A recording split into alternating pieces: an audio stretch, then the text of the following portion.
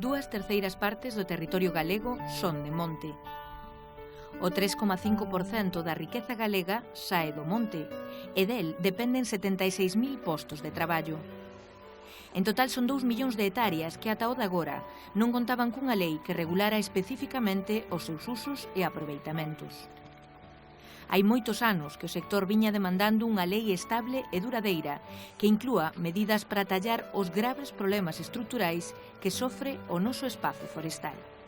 Estas problemáticas estruturales que temos dentro do sector pasan por incentivar a inversión no monte, falta por animar o propietario a que xestionen as súas propiedades de maneira conxunta e pasa por mellorar a productividade dos montes. Galicia ten unhas condicións inmellorables para a produción de madeira, pero temos que ser capaces de producila de maneira eficiente.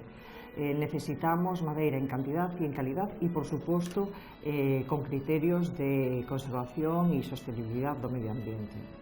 O non existir unha norma de rango superior que afecte ou que se aplique sobre os montes de Galicia, o que fixo e o que propiciou nos últimos anos é que as diferentes administracións locais, concellos e diferentes administracións ou departamentos da propia administración autonómica tratasen de encher ese vacío legal e o que fixeron foi promulgar un número prolijo de ordenanzas, ordes, decretos e legislacións que trataban de clarificar esa falta de legislación específica do monte.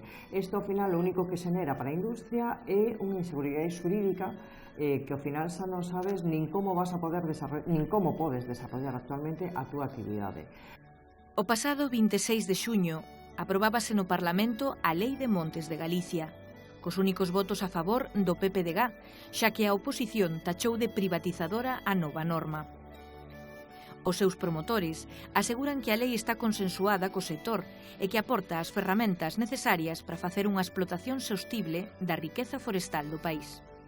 Sostenibilidade dos aproveitamentos é un concepto que todo o mundo coñece, todo o mundo ha oído falar afortunadamente del en estes tempos, pero que non todo o mundo coñece o seu último significado. E a sostenibilidade ten 3 aspectos fundamentais: o social, o ambiental e o económico. De maneira que un aproveitamento non pode ser sostible se non está equilibrado económicamente, se non ten un retorno, se non hai unha viabilidade económica, de maneira que a lei procura a viabilidade económica dos aproveitamentos forestais, pero a la vez dunha forma equilibrada social e ambientalmente. Para lograr esta explotación sostible, a lei di que todas as parcelas forestais de Galicia, grandes ou pequenas, públicas ou privadas, teñen que ter un plan de xestión ou ordeación. A exixencia non é a mesma para todos os propietarios. Mentres que nos montes públicos, comunidades veciñais e particulares de máis de 25 hectáreas terá que haber un proxecto de ordeación, aos pequenos propietarios se lles propón fórmulas máis sinxelas. O que se buscaron é crear figuras que se adapten á nosa realidade forestal. Entón, a lei determina que os proxectos de ordenación, que é a figura, digamos, a nivel de monte máis ambiciosa, máis complicada, máis completa, queda ceñido aos montes de utilidade pública, aos montes protectores e aos montes de xestión públicos que xestiona a administración. E aqueles montes veciñais en mancomunón ou de particulares que superen as 25 hectáreas en coto redondo. Despois, por debaixo desa superficie se crean os instrumentos de xestión e se crean unhos documentos digamos, básicos, sencillos, pero que van servir de modelo de xestión desas masas.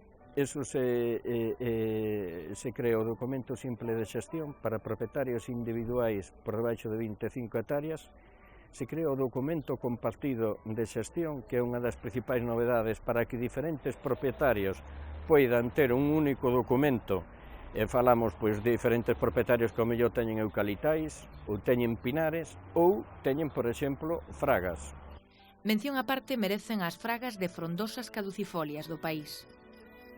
Moitas son espazos protexidos que se seguirán a rexer pola Lei de Conservación da Natureza. Para as fragas non protexidas de máis de 15 hectáreas e maiores de 20 anos, a lei propón un documento de xestión compartida que permita facer un aproveitamento desas masas para a madeira de serra.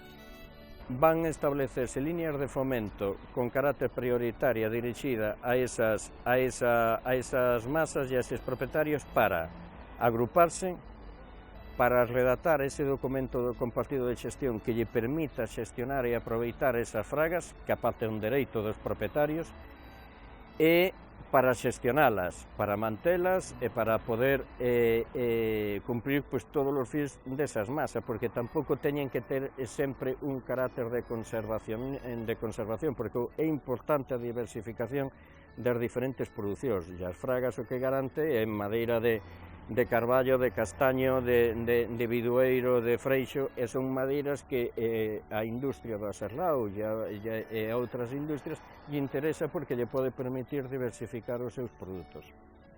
Os documentos de xestión e plans de ordeación son un requisito imprescindible para obter algún dos dous selos de certificación forestal que existen, o PEFC e o FSC. A certificación aínda non está moi implantada en Galicia, pero donde o sector madereiro advirten de que moitos mercados xa non queren madeiras en certificar.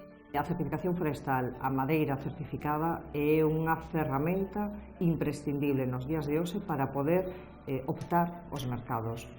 Non lo demandan. Inicialmente a certificación forestal é unha opción voluntaria do propietario. Sin embargo, os mercados internacionales nos que cada día máis compiten os nosos produtos, pois esos clientes internacionais nos demandan que nosa madeira proceda de montes que acrediten que son xestionados de maneira eficiente e sostible co medio ambiente. Outra das novidades máis importantes da lei é que establece a obriga de reinvestir no monte parte dos beneficios obtidos coa súa explotación. Nos montes da Xunta ou nos que sofran lumes, pragas ou temporais, o reinvestimento é do total do gañado.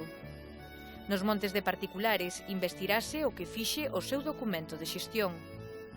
E no caso dos montes dos concellos e das comunidades veciñais en mancomún, a porcentaxe de reinvestimento é do 40%.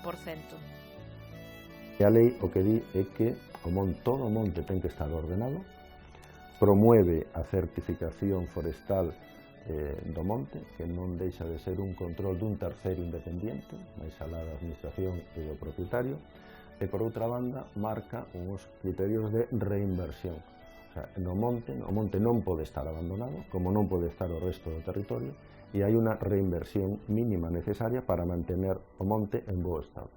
No caso dos montes veciñais en mancomún, a reinversión é do 40% de todos os ingresos do monte.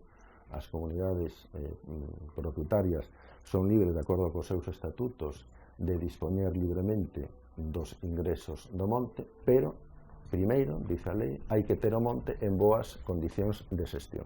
De maneira que esa reinversión mínima é o 40%, pero non dos ingresos da madeira, de todos os ingresos da comunidade, salvo que, digamos, o cumplimento do proxecto de ordenación forestal do monte garantice que con unha inversión menor o monte está ben xestionado. A lei ordena os usos do monte e regula os seus aproveitamentos para madeira, pastos, froitos, cogomelos, biomasa e actividades sociorecreativas. A norma permite facer nalgúns casos cambios de actividade no terreo, de forestal a agrícola e viceversa. Así, o dono dunha parcela de monte con matogueira, piñeirais ou eucaliptais poderá cambiar a actividade a outra de carácter agrícola cunha comunicación á Xunta se non supera as 15 hectáreas. Se a superficie é maior, a Administración terá que emitir unha autorización. Esta é unha lei que por primeira vez abre dun xeito importante a capacidade dos titulares das explotacións agrícolas para aumentar a súa superficie de actuación e a súa, autoconsumo de cara á alimentación dos animais. En cambio, é tremendamente rígida no que a plantación en zonas agrícolas manifestamente abandonadas. Así, o titular dunha explotación agrícola, non pode ser calqueira, pode, con unha mera comunicación, transformar sin máis ata 15 hectáreas de matogueira en unidades productivas da súa explotación. Con unha mera comunicación pode transformar ata 5 hectáreas de pinares eucaliptais da súa propiedade en, aqueles cultivos que necesite para a viabilidade da súa explotación. En caso de especies, autóctonas, o pode facer pero con, digamos, unha idade media de ata 10 anos. No caso contrario, para dedicar a usos forestais un terreo que ata o momento tivo un destino agrícola, a norma é máis restritiva. O propietario terá a obriga de certificar un estado de abandono da parcela e un período igual ou superior a 2 anos de adscripción a un banco de terras. A máis, únicamente serán susceptibles desta transformación as terras con frondosas caducifolias e exclúense os prados. En calquera caso, o carácter inicial da parcela non se perde, facendo posible a volta aos anteriores usos. O menos 2 anos nun banco de terras sin que ninguén manifeste interese por arrendar esa propiedade. Un informe específico da autoridade en materia de produción agropecuaria e despois, só en esos casos, e se colinda con terreno forestal, non se forma unha illa en terreno agrario, se pode reforestar, pero únicamente con frondosas caducifolias. Básicamente, frondosas caducifolias, autóctonas ou non, pero, digamos, arbolero deste tipo. Nos dous casos, non falamos de cambio de uso, sino de cambio de actividade. Iso que quere decir? Que esos terrenos manifiestamente abandonados que se plantan con especies caducifolias non deixan de ser agrícolas. Outro dos grandes obxectivos da lei é loitar contra o minifundio forestal. En Galicia hai 600.000 propietarios que posúen unha media de 3 hectáreas de monte, divididas, a súa vez, en decenas de mini parcelas que, por ser pouco rendibles, adoitan abandonarse. A lei di que haberá axudas para animar as unións de propietarios, unións como as que propoñen as sociedades de fomento forestal SOFOR. A SOFOR é unha mera agrupación de propietarios forestais para xestionar conxuntamente as súas propiedades. O tamaño das explotacións forestais é tremendamente importante e, á vez, o ter ese concepto de explotación forestal. Unha propiedade de 1000 metros cunha plantación, 2 hectáreas cunha plantación, en sí mesmo, ou en poucos casos, pode considerarse unha explotación como tal. E o monte temos que levar a modernidade. Hai neste momento uns mercados xerais nos que temos que competir. Hai unhas economías a aplicar aos aproveitamentos e hai que garantir que esa xestión forestal teña unha rentabilidade para o propietario forestal. Malia que a Administración promove a SOFOR, o texto da lei admite outras figuras societarias de interese forestal. Nun primer escalón existe un decreto que leva algo máis dun ano en funcionamiento, que establece unha fórmula específica para as sociedades de fomento forestal a través de sociedades limitadas, que é a fórmula que entendemos máis adecuada para darle viabilidade e dar sostén a estas agrupacións de propietarios. No caso da lei, a lei habla das agrupacións con entidade xurídica, pero non especifica nada das sociedades limitadas, porque mañán, dentro de 6 meses, é posible que hai outras figuras xurídicas, modificacións na lei de cooperativas, ou como establece a Lei Básica de Montes, que xa dende fai moitos anos o Estado debería de haber, digamos, puesto en marcha unha figura societaria específica e adecuada aos requerimentos dos aproveitamentos forestais, pois pode haber outras figuras que se engloben nesta, digamos, fórmula da SOFOR. A Lei de Montes non anula a Lei de Prevención de Lumes do 2007, pero sí introduce importantes cambios nalgúns artigos.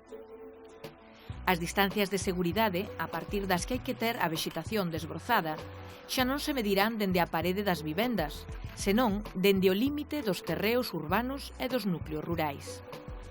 Nestas zonas, a distancia a controlar é de 50 metros. Nos 30 primeiros non poderá haber especies que propagan os lumes con facilidade, como o eucalipto, o piñeiro ou a acacia. Nos 20 metros restantes, abondará con que os propietarios se encarguen de ter a vexetación desbrozada. Xestión de biomasa, para entendernos, o que representaría a remoción, a eliminación da vegetación do mato, desbroce do mato, e o rareo das especies arbóreas.